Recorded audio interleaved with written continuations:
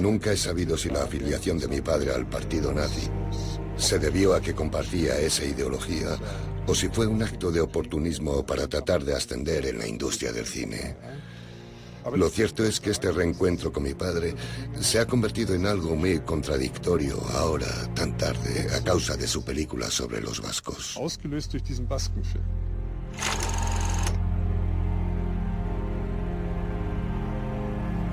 El misterio rodea la figura de Brieger. ¿Quién era este cineasta? ¿Qué oscuros motivos le llevaron a rodar en el País Vasco una película en aquella época? La importancia de Inland der Basken es que es la única película de la época nazi sobre el País Vasco que se conserva en la actualidad. Siendo una película de gran calidad cinematográfica, nos muestra al mismo tiempo una visión insólita de cuál era la idea que los nazis tenían del País Vasco. Había un cierto interés en determinados círculos del régimen nacionalsocialista por el pueblo vasco, sus tradiciones, su cultura, su lengua. En el escenario posbélico de una Europa bajo control alemán, había interés de establecer ciertas alianzas con pueblos y naciones y etnias racialmente aceptables, como podrían ser los vascos.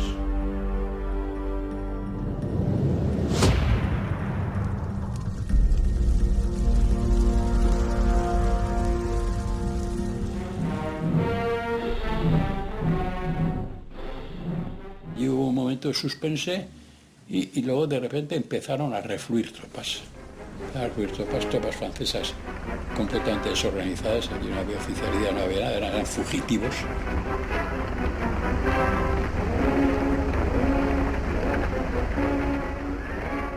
Toda esta parte estaba llena de refugiados del norte, belgas, holandeses, y se vio que esta parte iba a ser ocupada por las fuerzas alemanas. Muchos iban a la frontera, que todavía estaba abierta en estos primeros momentos, y hay un momento que fue también un caos, la gente se desprendía de todo porque no podían pasar, dejaban los coches abandonados, pero en un momento también se cerró la frontera española, entonces fue ya la desbandada general.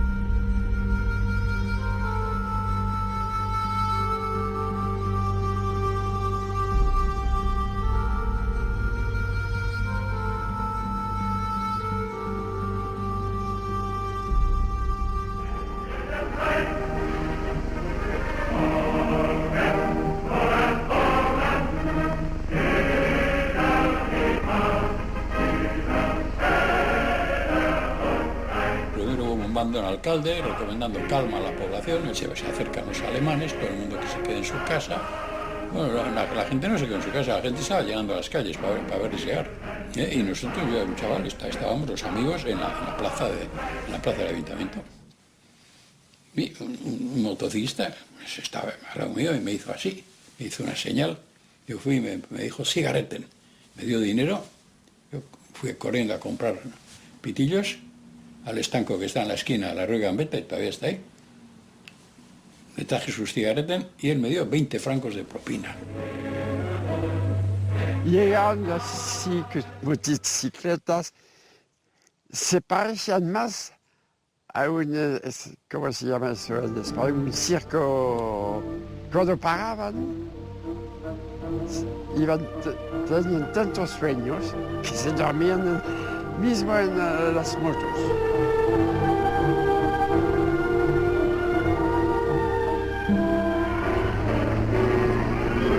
Eran tropas jóvenes, eran todos jóvenes. Y llegaban sonriendo.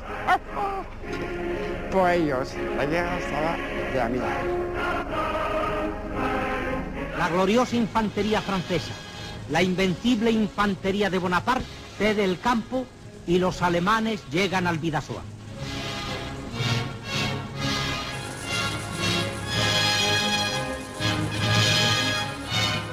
Estuvimos allí viendo cómo llegaron al puente internacional y pusieron una valla con alambre de espino y demás, y nos aproximamos al puente y allí vimos los soldados alemanes. Claro, lo primero que te llama la atención es comparativamente con el soldadito español. Además, unos chicarrones de 1,80 para arriba,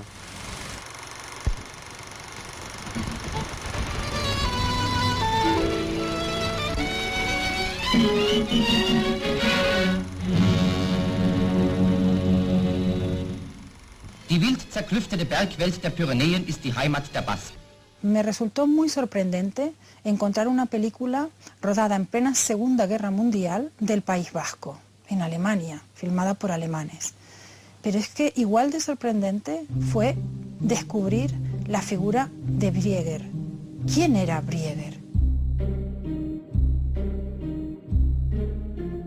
Geboren ist 18. Mi padre nació en 1898 y, siendo aún muy joven, luchó en la Primera Guerra Mundial, donde fue gravemente herido. Por ello, el Estado alemán le concedió un certificado de discapacidad física. Tras la guerra abandonó su doctorado en ciencias políticas para dedicarse por completo al cine. En pocos años se convirtió en un respetado director de documentales. Mi madre lo recordaba como un verdadero pionero. Estaba tan enamorada de él que se involucró totalmente en el trabajo de mi padre. Aprendió a editar e incluso montó algunas de sus películas.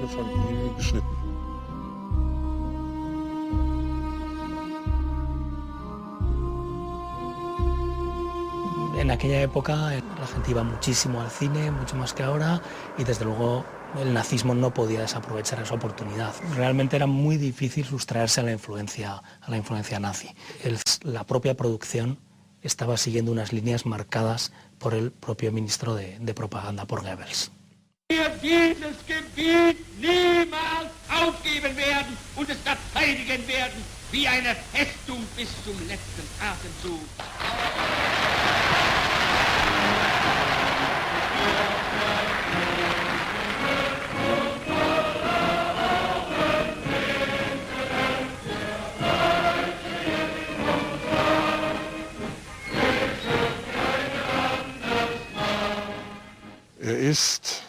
En algún momento, mi padre se unió al partido nazi. A partir de la llegada de los nazis al poder, en 1933, Brieger va a hacer casi 30 documentales que se engloban casi todos ellos en lo que se llama películas culturales, centradas específicamente o sobre todo en ciudades o regiones de Alemania, de las cuales explica su etnografía, su cultura, sus costumbres, y siempre muy vinculado a la tierra, a ese concepto de comunidad étnica tan querido por los nazis. Y además son películas que no son de segunda categoría, son películas que tienen un éxito importante, que se estrenan a veces en más de 25, 30 ciudades alemanas a la vez, y que la crítica oficial, dominada, muy controlada también por la cinematografía nazi, las califica como películas de gran nivel cinematográfico y también patriótico. El dato más revelador de la estrecha relación que tenía Brieger con el partido nazi viene derivado de que le encargan la realización de una película de propaganda del Putsch de Múnich de 1923, cuando Hitler intenta tomar el poder en Baviera. Unos documentalistas habían hecho un documental sobre los Juegos Olímpicos de Invierno de 1936. Y sin embargo fue Goebbels en persona el que quiso que Brieger apareciera filmando este documental, aunque él realmente no había hecho nada.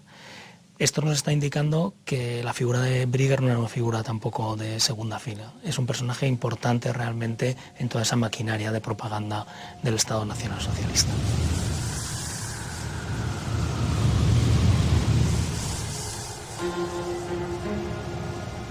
Como buen director de documentales, creo que mi padre debía sentirse atraído por lugares y situaciones poco comunes.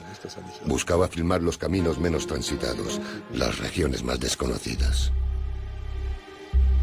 Los vascos y su enigmático origen ejercían una fuerte atracción sobre muchos intelectuales alemanes desde el principio del siglo XIX. El interés de los alemanes por el País Vasco se reflejó también en el cine.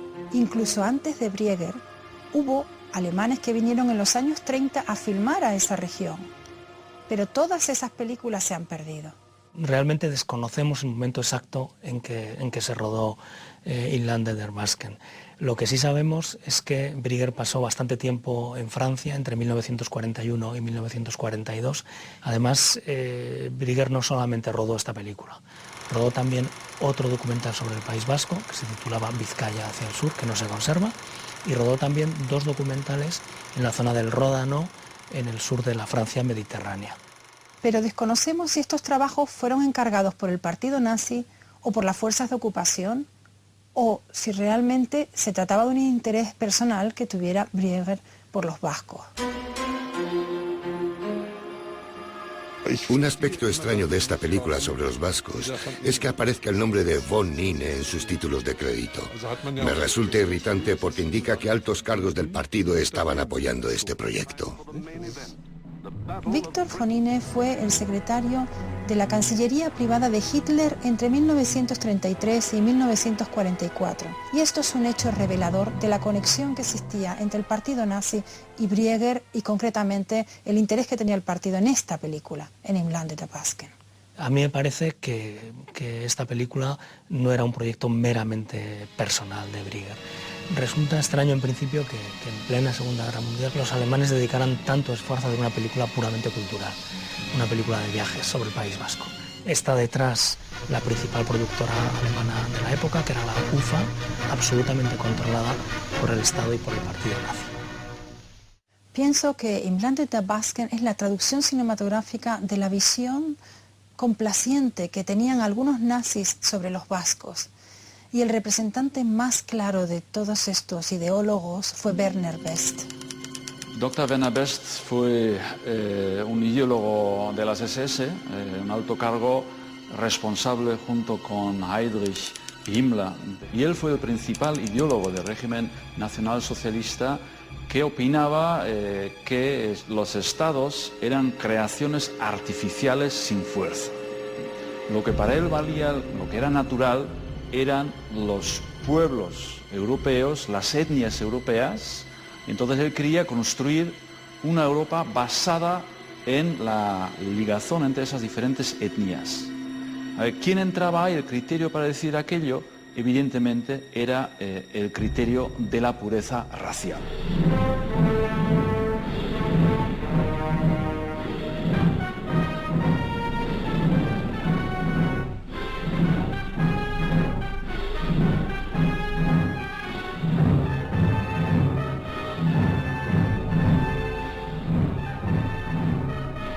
Una vez destinado ya en Francia, Werner Best en 1941 fue aún más lejos, proponiendo darle a las diferentes etnias europeas una amplia autonomía, siempre evidentemente bajo la hegemonía de los alemanes, y permitir así, por ejemplo, pues a los frisones, los flamencos, los bretones, occitanos, irlandeses, escoceses, corsos, pero también a los vascos, a los catalanes y a los gallegos, pues mantener una cierta soberanía en esta nueva Europa y quizá en un momento dado llegar incluso a la creación de sus propios estados títere, tal y como se había hecho ya con los croatas o los eslovacos.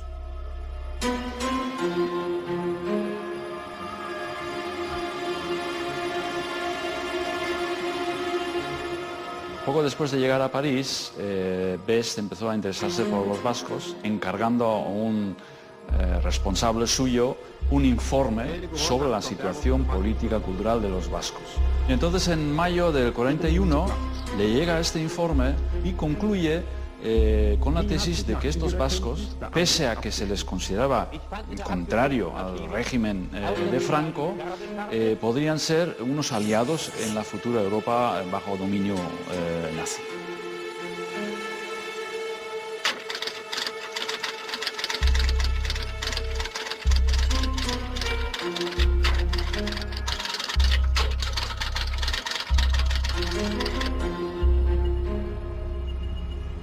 El Partido Nacionalista Vasco entonces prácticamente no existía como estructura de partido porque estaba disperso.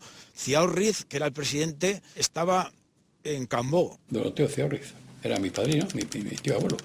Recuerdo perfectamente todo el gran grupo de emigrados y estábamos bajo la ocupación alemana. Supongo que el miedo lo tuvieron, pero lo cierto es que no hicieron nada, nosotros seguimos en San Juan de Luz. El contexto en el cual en la Francia ocupada por los nazis todavía vivían muchos nacionalistas en la clandestinidad y por lo tanto es entendible y comprensible que surgieran propuestas, surgieran voces que decían, bueno, vamos a hablar con los alemanes, aunque sea por pura supervivencia.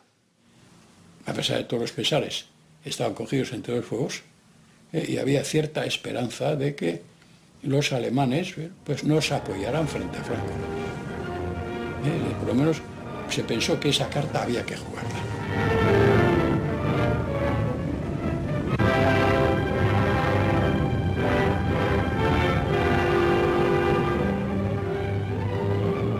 Quizá que podrían de alguna manera aprovechar las diferencias entre Franco e Hitler. Y es cierto que en ese famoso encuentro que ambos dictadores realizaron en Hendaya, los dos nunca llegaron a entenderse muy bien.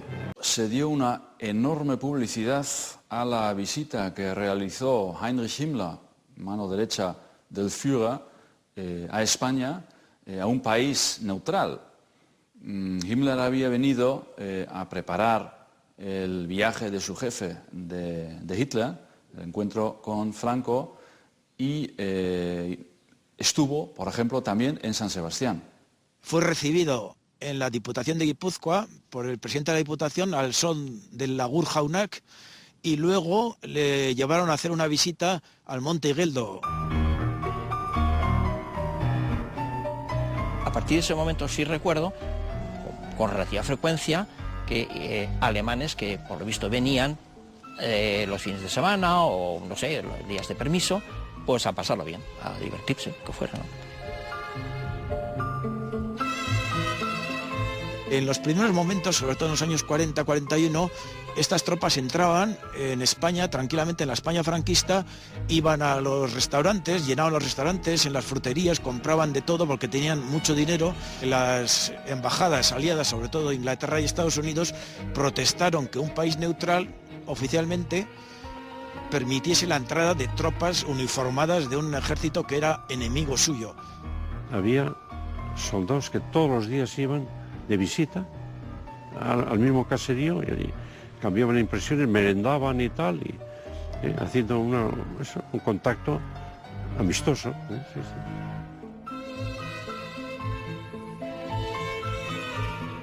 Luego venía a San Sebastián, paseaban por las calles, y se sentaban en la avenida en un café que tenía el Café del Rin, ¿no? Siempre con una corrección.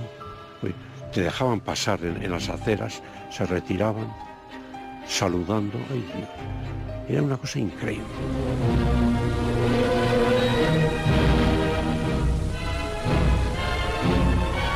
Y había pobreza, y entonces pues eso, daban chocolatines, echaban cigarrillos, eso del jeep y demás, echaban paquetes de cigarrillos, se venían en plan paternal.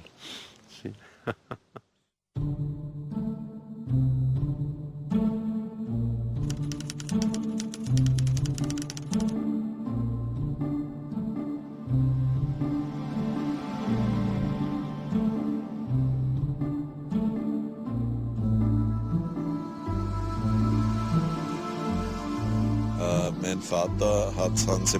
Sí, mi padre visitó San Sebastián, algo habitual en aquellos años, ya que entre la Francia ocupada por los alemanes y la España de Franco había excelentes relaciones y un intercambio fluido de personas y mercancías.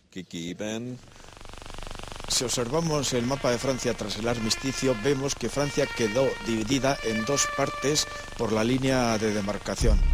Una de ellas bajo la dictadura del mariscal Pétain, con sede en Vichy, y la otra bajo la dirección de las tropas de ocupación alemanas. Como resultado de esta división, el único punto de contacto entre las fuerzas militares alemanas y la España franquista era la frontera del Bidasoa, la aduana del Bidasoa.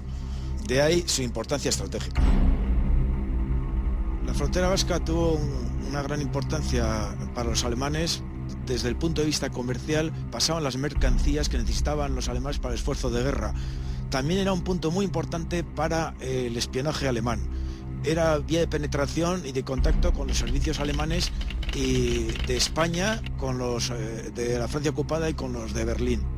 Había algunos comandos que se infiltraban por los pueblos y tal, había de alemanes y que hacían vida común con la gente del pueblo y así.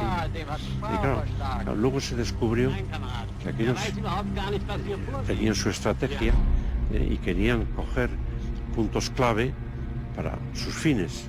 Los alemanes en un momento dado planearon la toma de Gibraltar y establecieron tropas en la zona vasca, pero luego hubo 2 o 3 planes más que ya eran menos ofensivos, eran defensivos. Eran el caso de prever de que la península fuese ocupada por los aliados, entrar en España para ocupar, por ejemplo, los puertos del Cantábrico, desde Bilbao hasta Asturias y Galicia. Era otro de los planes.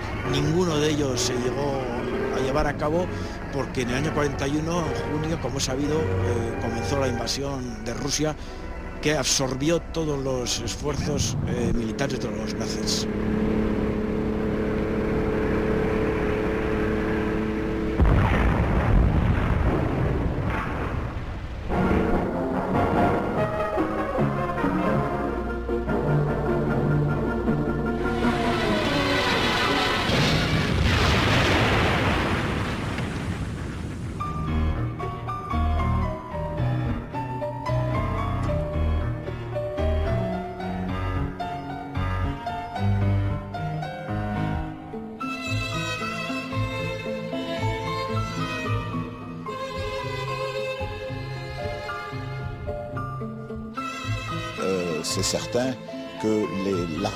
Es obvio que el ejército alemán no estaba en Biarritz para combatir, sino para descansar.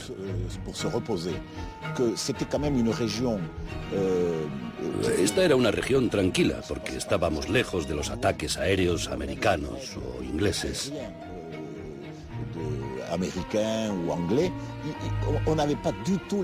No sufríamos la guerra como en otras zonas con mayor actividad bélica.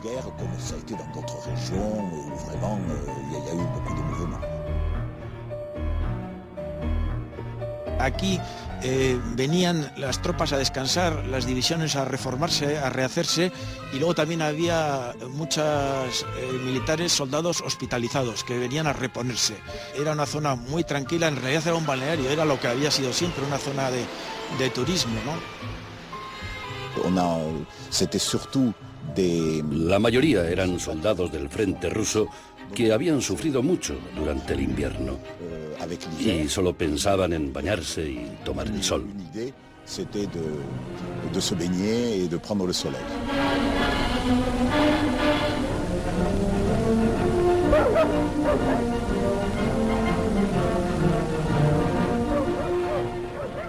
Solían pasar todos los días por la calle Gambetta con los trajes de cuartel, que eran de una especie de tela más bien tosca, blanca, y solían cantar, desfilaban cantando.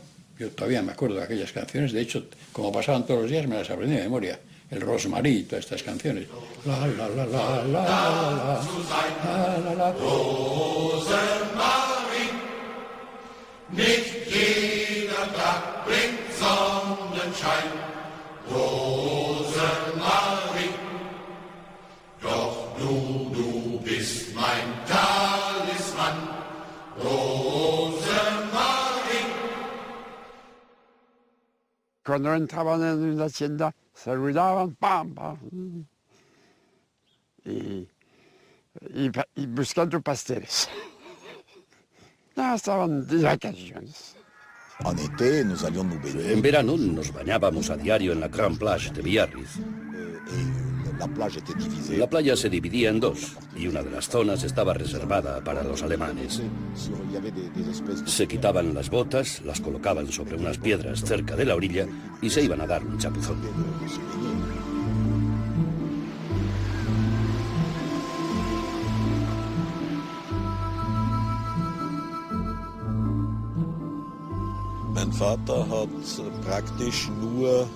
Mi padre pasó toda la guerra destinado en esta zona.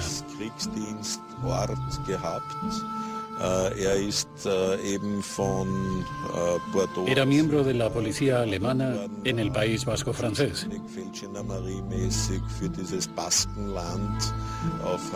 Y permaneció aquí hasta el desembarco de Normandía y la retirada de los alemanes en junio de 1944. Él se encontraba aquí como en casa. Quizá porque el paisaje vasco tiene un gran parecido con el de su patria austríaca.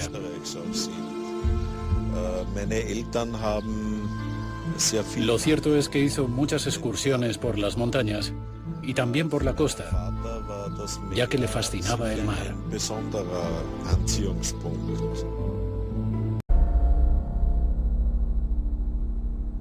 Cuando a una unidad le tocaba ir a Rusia, pues a la salida hacia Rusia en la estación, y algunos lloraban. Y algunos lloraban a título privado. Se veía que estaban desesperados. Y que estaban desesperados, entre otras cosas, porque la guerra estaba no solamente en el frente ruso, estaba en Alemania, con los bombardeos aliados. Y la angustia de eso, el destino de sus familias, las cartas que no llegaban, todo eso, tenía que ser tremenda para aquellas gentes. Pero qué duda cabe que Hitler tuvo un magnetismo, algo siniestro que hizo que resistieran, que llegaran al final.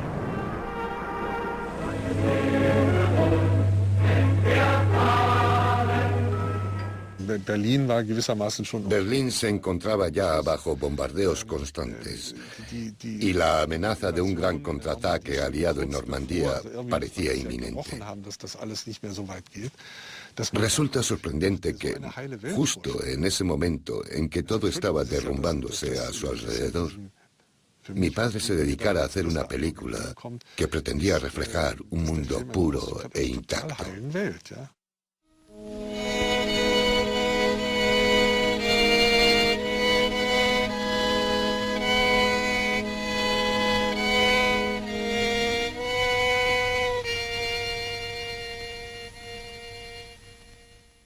Nadie había visto Inland der Basken en más de medio siglo, hasta que la descubrí en el año 2000 en el Filmarchiv de Berlín.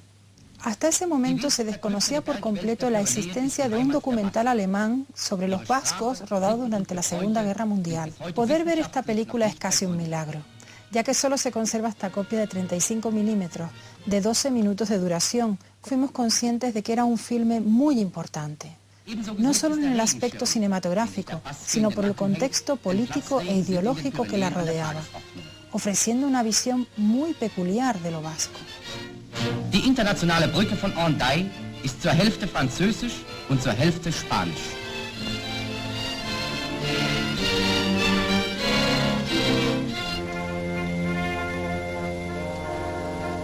Y sin embargo aquí, desde el propio mapa que aparece en los títulos de crédito, vemos que no aparece ninguna frontera política, no aparecen ni España ni Francia, lo cual nos está dando una idea de un País Vasco como una entidad natural, una entidad étnica que estaría por encima de las fronteras artificiales de España y de Francia.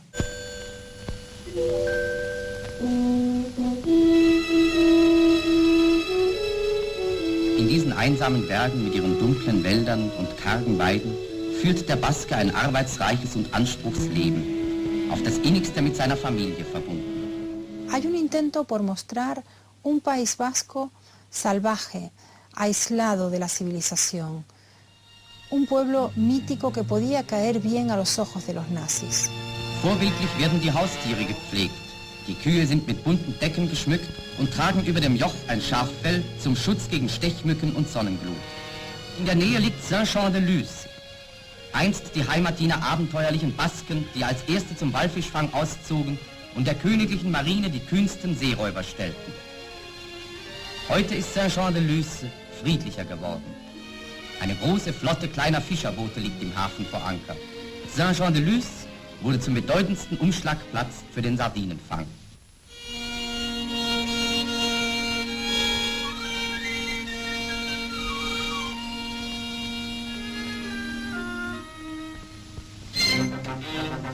Keine Stadt und kein Dorf, mag es noch so klein sein, sind ohne Fronton. Fronton, das ist eine hohe Mauer, oft auch die Kirchenmauer, gegen die Pelot gespielt wird. Pelot ist das Nationalspiel der Basken. Von Kindheit bis ins Mannesalter hinein wird es mit seltener Leidenschaft und Hingabe geübt. Der sehr harte Ball besteht aus einem hanfumflochtenen Gummikern, der fest von einer Lederhülle... La pelota es un icono de lo vasco. Pero al mismo tiempo no podemos olvidar la gran importancia que los nazis daban al deporte como manera de demostrar la fuerza de la raza aria, la alegría de un pueblo unido en torno a un deporte comunitario.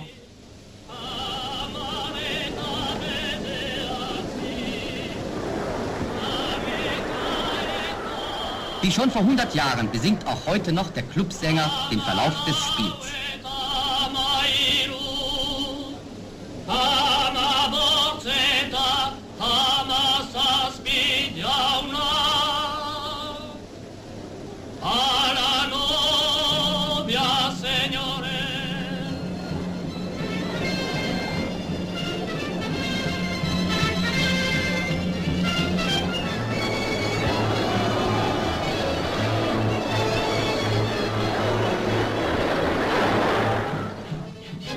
Wie im Pilotspiel, so kommen auch im Nationaltanz die verhaltene Leidenschaft und Begeisterung zum Durchbruch.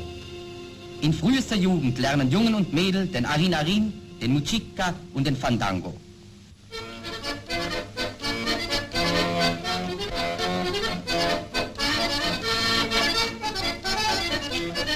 Estamos ante uno de los mejores documentales hechos sobre el País Vasco.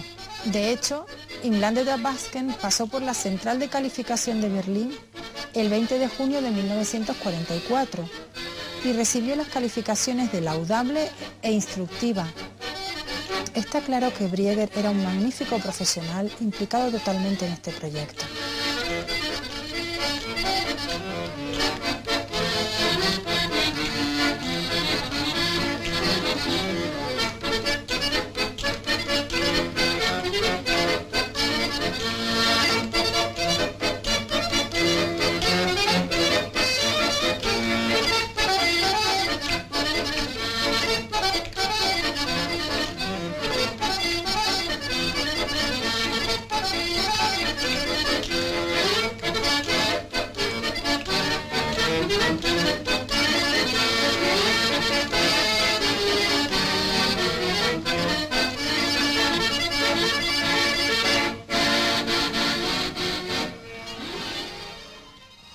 Cuando veo sus películas, todas me parecen, en cierta medida, apolíticas.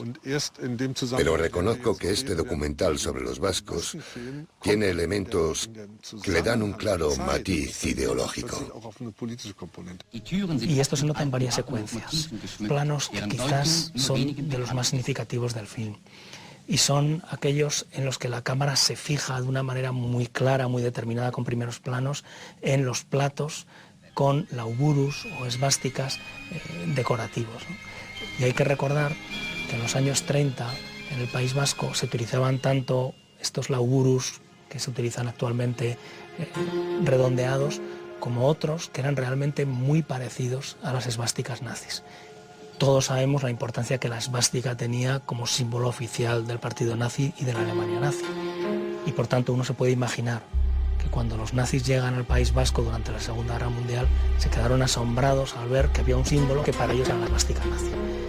Y de ahí precisamente ese interés en mostrarlo a los espectadores alemanes. Woher kommen diese Menschen? Niemand weiß es. La cámara en esta película busca enfocar estos supuestos rasgos arios que piensan observar en estas caras vascas, por ejemplo. Evidentemente era el criterio de la pureza racial, muy unida pues a su concepto que tenían del pueblo vasco.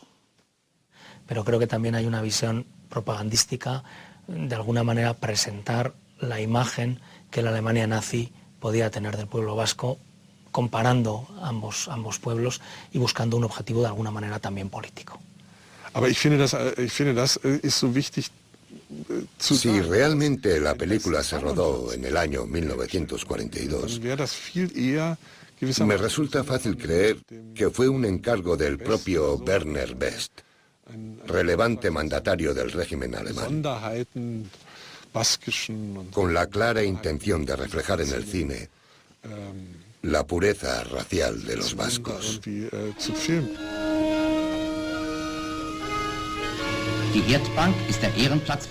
Creo que hay una cierta consonancia entre el enfoque que elige Briga en su película para los vascos y las ideas de Best en París, porque Best predicaba el entendimiento con los vascos, lo que se reflejaba también en una cierta permisividad con respecto a las actividades de los nacionalistas vascos en la Francia ocupada.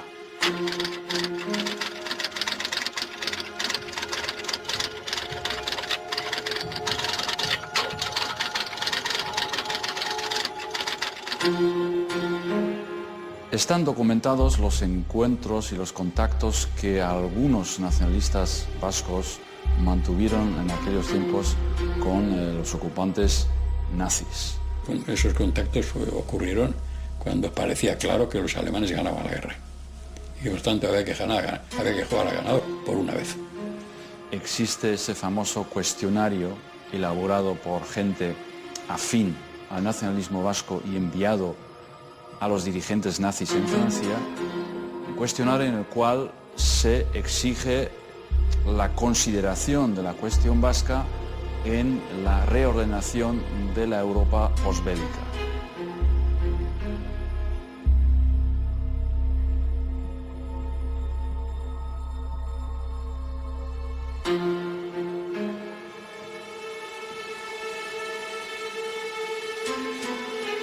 Hubo algunas personas, algunos individuos que mantuvieron y buscaron mantener relación con los alemanes. Sí, conozco, pero no te los digo. No, de cierta gente como más gente.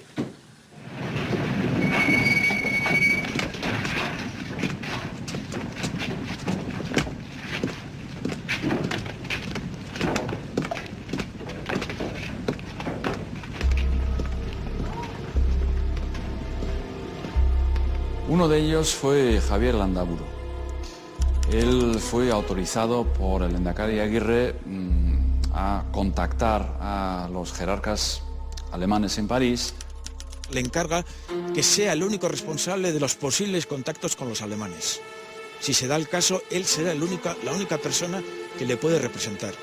Para explorar, como ponía en la carta Aguirre, ciertas posibilidades. Pero en torno a la interpretación de esas ciertas posibilidades existen diferentes hipótesis. Una es evidentemente contactar con los alemanes para proteger a los refugiados vascos en Francia y también en España. Otra es la de explorar posibilidades políticas en la Europa del futuro después de la victoria nazi. No obstante, el caso más claro en la Francia ocupada de una aproximación de un nacionalista vasco a los nazis fue el de Eugene Goyeneche. Él era natural de Ustariz, profesor en Po, pero ya antes de la guerra, en la República era afiliado al PNV. Luego había una colonia vizcaína importante, de gente vizcaínos de pro. Él fue la gente que utilizó, digamos, esa jerarquía del PNV, que recibió instrucciones del partido, de a ver qué se podía hacer.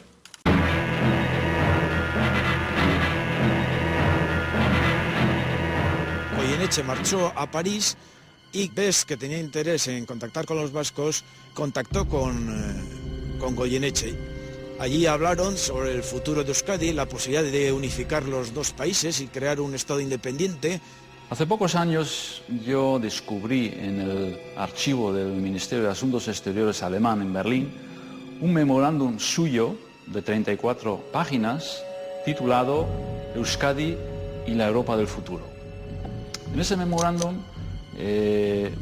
Goyeneche intenta ganar la confianza de los alemanes, describiendo la cultura, la historia de los vascos y, curiosamente, a la vez que critica al generalísimo Franco, ensalza la figura de Adolf Hitler y presenta a los vascos como futuros posibles aliados de los alemanes.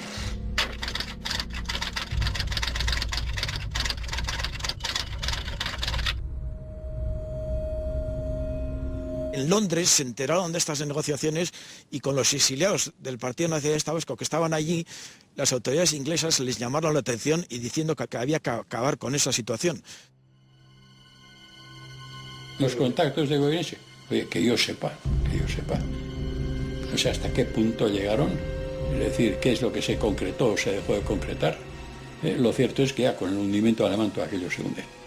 Yo creo que ya una vez, además de forma temprana, una vez que está claro que los alemanes pierden la guerra, ya esos contactos perdieron su razón de ser. Yo no condeno esos contactos. Un pueblo se defiende como puede. Oye, nosotros nos encontrábamos que habíamos perdido aquí la guerra, que la represión de Franco había sido tremenda. 402 fusilados en la primera quincena aquí, en Donosti. Y, por otra parte, más recibidos por los franceses. Y realmente los únicos que dieron alguna muestra de simpatía por nosotros es que fueron los alemanes, eso hay que decirlo. Por tanto, recurrir a los alemanes, pues ¿qué quieres que te diga? Los ingleses solían venir por las noches a echar minas. Y había pues alarma aérea y la artillería Flak de los alemanes disparaba. Mi hermano y yo solíamos mirar por la ventana tranquilamente y sí, pues proyectiles trazadores, eso era muy espectacular. Solo en una ocasión sí derribaron a un avión. De mi padre no se conserva ninguna correspondencia anterior a estas cartas de 1944-45. Son cartas de los meses en los que se encontraba aún en Francia y más tarde, cuando volvió a Alemania. Esta es una carta escrita después de su regreso a Berlín el 29 de abril de 1944. En ella describe un ataque aéreo al barrio donde estaban los estudios de cine de la UFA.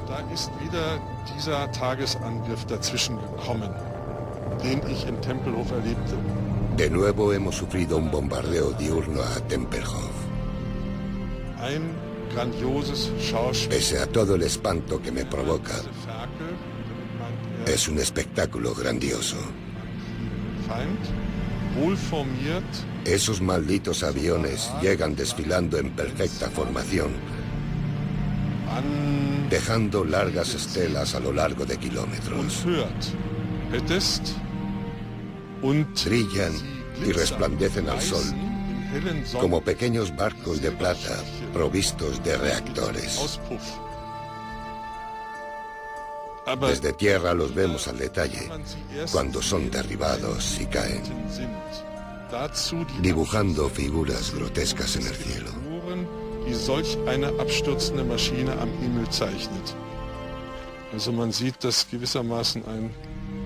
Como se ve, mi padre era un director de cine que filmaba en su cabeza todo lo que estaba contemplando.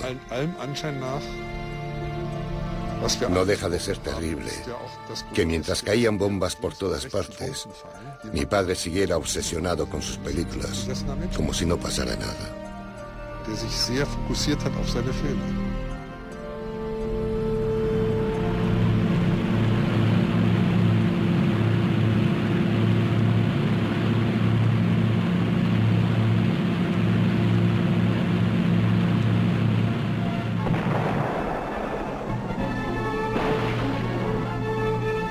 En junio del 44, aquel 6 de junio, mi madre bajó a la panadería a por el pan y la panadera ya se había enterado, dijo Sayé, no dijo más que ya está.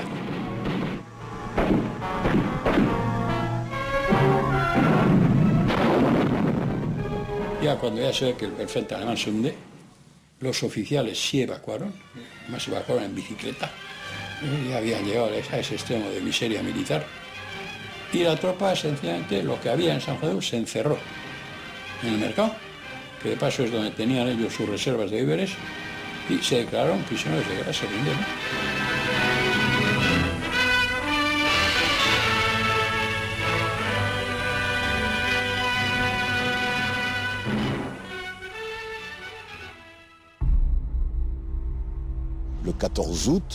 El 14 de agosto de 1944, mi padre se reunió con el general en jefe de la región.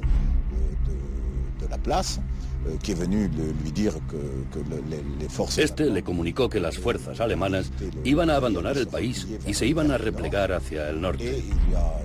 Y le dio dos alternativas. Una, coger a su familia y acompañar a los alemanes. Y otra, exiliarse a España, ya que el régimen franquista estaba dispuesto a acogernos.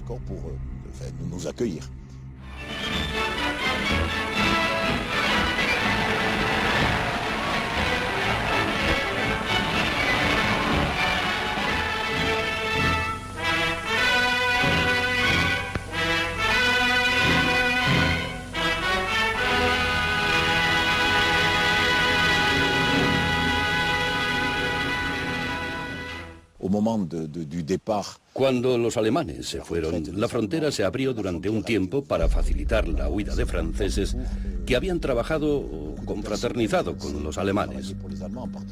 Este fue el caso de muchas mujeres que después de realizar trabajos de oficina para los alemanes, cruzaron a España para evitar las represalias que se tomarían luego en suelo francés.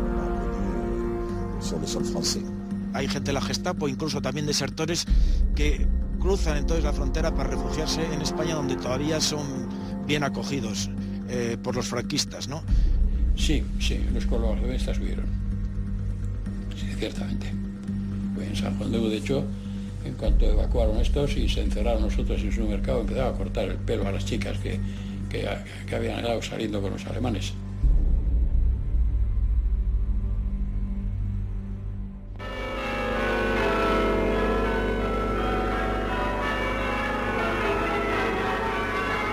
Y ya sabíamos ya que había terminado la guerra. Eso se sabía, por la prensa todo el mundo lo hablaba, ¿no? Yo entonces tenía 9 años, nos fuimos corriendo a la playa porque nos habían dicho que había caído un avión. Y dijeron, es un avión alemán que viene de no sé dónde, y nos dijeron que efectivamente era un avión que había venido desde Oslo, donde había un personaje que era, por lo visto, el líder del partido rexista, que se llama Rexista de Bélgica. El general de Hitler, el Führer, recibe y condecora a diversos jefes militares que se distinguieron en la campaña de Rusia. Lograron una hazaña que fue atravesar todas las líneas aliadas, todos los radars que ya no funcionaban, todo el mundo estaba festejando la victoria y casi sin gasolina o sin combustible llegaron a las playas de las Landas y al final tuvieron que el último esfuerzo, con el avión para llegar a aterrizar en San Sebastián. Y llegan por el mar, se meten por detrás de la isla y por encima de Ondarreta. Pero ya hay vuelo rasante, claro. Aterrizan en la arena, pero con cierta violencia, porque el morro quedó chafado. Allí fuimos todos a la Concha y sacando fotografías a gente y otros se montaban encima del fuselaje. Y efectivamente allí estaba León de Grel, el rexista, que fue detenido por estar en estado de guerra y llevado por estar herido al hospital militar, Hospital Mola, del cual mi padre era el cirujano jefe. El paciente tenía una fractura de fémur, según nos contó mi padre, quedó retenido largo tiempo en el hospital, efectivamente porque, aún reclamado por los aliados, había unas instrucciones de dilatar la estancia. Estaba planeando escaparse de alguna manera, ¿no? Y contaba con ciertos apoyos, no sé. Y entonces montó en un tren Sud-Express. Al llegar a Burgos, una inspección ordinaria en esos trenes, pues encontraron que no tenía documentación, lo apartaron, lo bajaron del tren, lo tuvieron, no sé, detenido donde fuera, en la misma estación, y de allí desapareció. Murió en Málaga, todavía en 94. ¿Ves? Como en Argentina pues acogían a la mayoría de jefes nazis. Pues.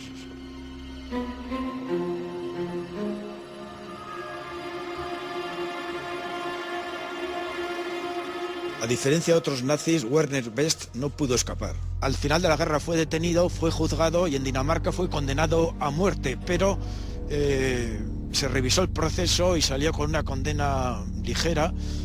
Best se dedicaría el resto de su vida a defender a todos los criminales nazis, sobre todo de la Gestapo y de las SS, y moriría en 1989 con 86 años sin haber tenido ningún otro problema, a pesar de que las autoridades polacas reclamaron su extradición por los crímenes que había cometido en Polonia. Es cierto que Werner Best siempre se solía esforzar de darse una imagen de intelectual, dialogante, digamos como el nazi bueno.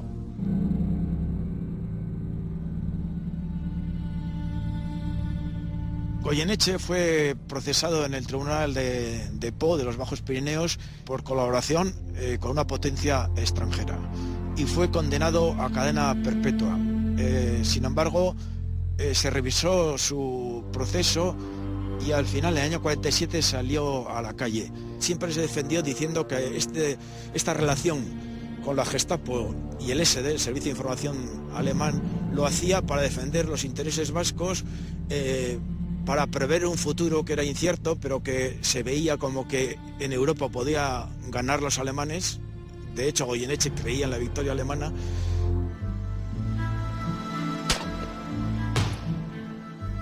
La verdad es que se aprovechó del régimen e incluso lo apoyó. ¿Por qué no hizo nada en su contra? So leben in den dunklen Bergwäldern, den zerklüfteten Tälern der völkerscheidenden Pyrenäen die Basken ihr eigenes Leben geheimnisvollen Ursprungs. Resulta difícil juzgar a Briga. Yo creo que esas preguntas las tenemos que dejar un poco en el aire. Siempre ha existido un muro de silencio en torno a mi padre. Su muerte fue para mi madre un hecho absolutamente traumático. Tanto es así que incluso trató de quitarse la vida.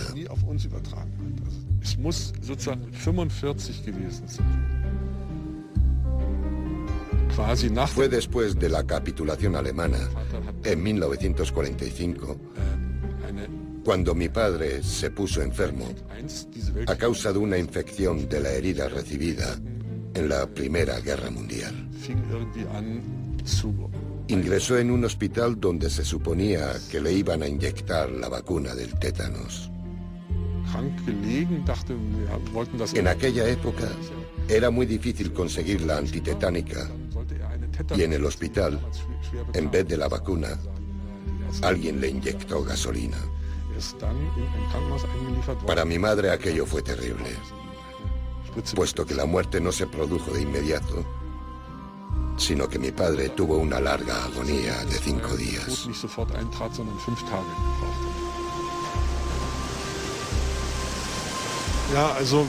Mi padre siempre ha sido para mí un desconocido. Y la imagen algo idealizada que tenía de él se ha vuelto ahora más ambigua y contradictoria. Quisiera tenerle delante para que me explicara la gran incógnita que no llego a entender. Cómo una persona con su talento y su formación colaboró con el nazismo. Por eso este reencuentro con mi padre se ha convertido en una experiencia tan amarga y desconcertante.